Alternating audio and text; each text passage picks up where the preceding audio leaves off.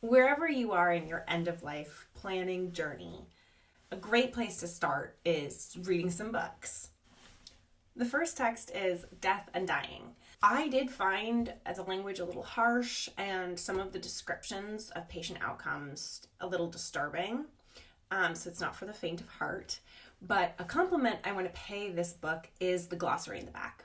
The organization is well done, and it outlines some key terms that, if you are just coming into death planning, are worth knowing.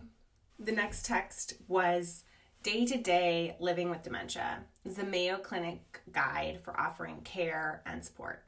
I love this book. It's got a very sweet tone. It focuses on the well-being of caregivers. Honestly, it has resources that apply not just to dementia, but also to the experience of caregiving generally, how to prioritize self-care. It has lots of resources. The entire back section is an appendix with incredibly reputable websites, line after line, places to start. Next is The Anatomy of Grief, how the brain, heart, and body can heal after loss.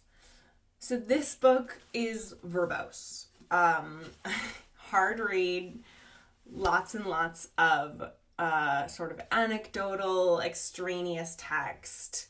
However, it does have an interesting deconstruction of grief, different types of grief. A term that they outlined in this book was disenfranchised grief. This is described in The Anatomy of Grief as stigmatized loss that's generally not acknowledged as warranting grieving. And the example that they give in this text is a pet's death. Now, I found this term in my research of queer death, and specifically those who were in same-sex couples prior to the legalization of same-sex marriage.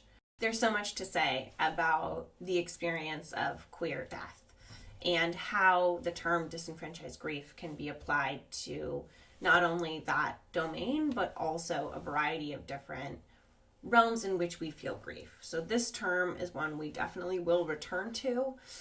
It's not expounded upon significantly in this text. This text specifies like how one might grieve a spouse, a mother, a father, a sibling, but it's something that I definitely am passionate about. The next book I picked up was Navigating Grief and Loss, 25 Buddhist Practices to Keep Your Heart Open to Yourself and Others. So, full disclosure, I'm not one to meditate, and I actually get quite squirmy when I'm reading about meditation. So this book is not for me. But if you are seeking practices and anecdotes to ground yourself around your individual experience, look at it more in a macro level, and then have a definitive practice of how to connect with that universality and individual experience and really sit with the grief you're experiencing, this text can be very helpful. And the last book is certainly not the least. It's actually my favorite.